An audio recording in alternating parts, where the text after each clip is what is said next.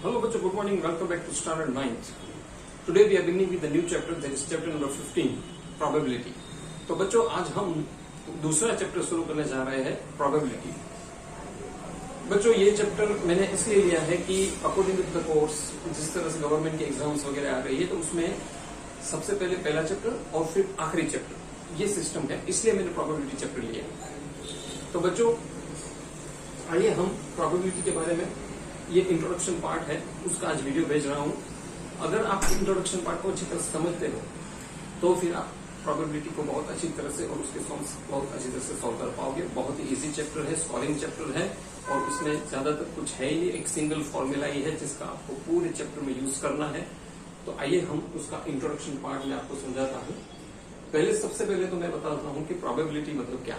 जैसे कि general term में हम पॉसिबिलिटीज बोलते हैं, वही हम मैथमेटिकल लैंग्वेज में उसको प्रोबेबिलिटी बोलते हैं और कुछ डिफरेंस नहीं है। पॉसिबिलिटीज एंड प्रोबेबिलिटी दोनों सेम ही है।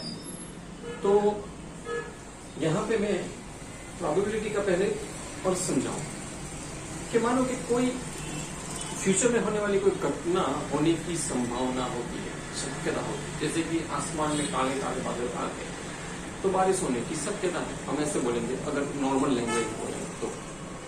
लेकिन यही टर्म अगर मैं मैथमेटिकल लैंग्वेज में बोलूं तो मैं बोलूंगा कि there is a probability of rainfall today.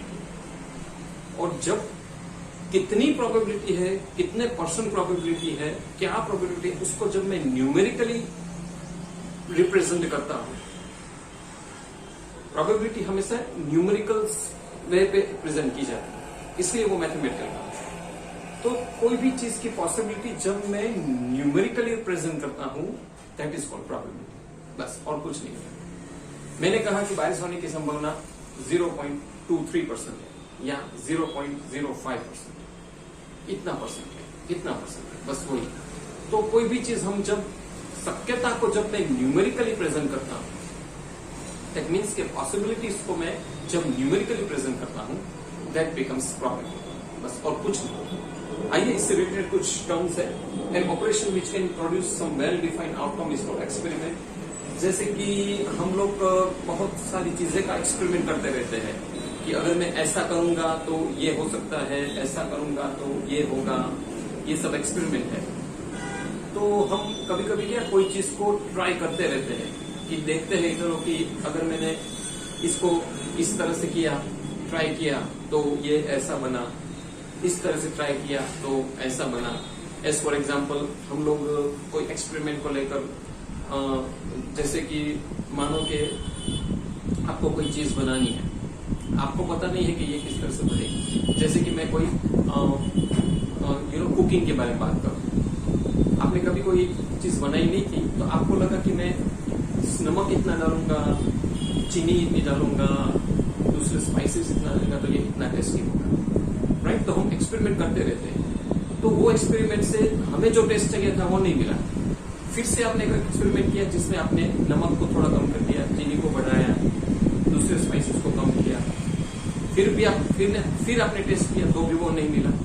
फिर आपने कुछ दूसरे नींबू डाला और एक्सपेरिमेंट किया, तो एक स्टेज ऐसा आ जाता है कि वो ट्रायल आपका सफल होता है और जो टेस्ट आपको चाहिए था कुकिंग में वो मिल गया।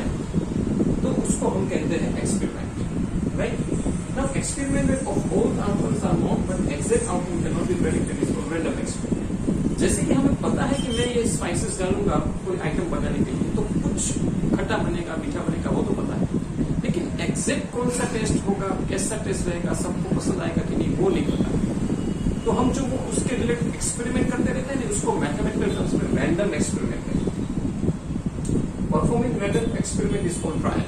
और ये जो आप अलग अलग टाइप के एक्सपेरिमेंट करते रहते हो ना, उसको हम मैथमेटिकल टर्म में ट्रायल बोलते हैं, ठीक है।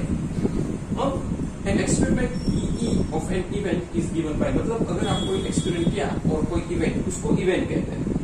तो probability of an event, P E मतलब प्रोबेबिलिटी ऑफ एन इवेंट, तो उसकी एक ही फॉर्मूला है कि number of trials in which E has happened. E मतलब इवेंट, कोई घटना, कोई experiment, total number of trials.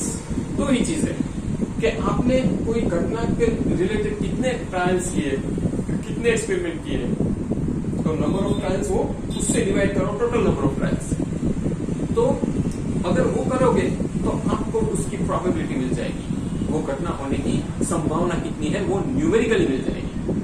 तो ये एक बेसिक फॉर्मूला है जहां थ्रू आउट आपको ये चैप्टर यही यूज करना है।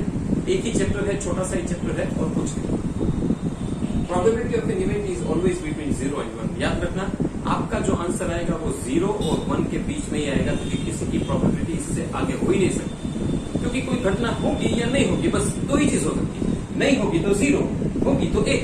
एक घटना होगी तो वो 1 ही हो सकती है, 1 से ज्यादा कैसे हो सकती है?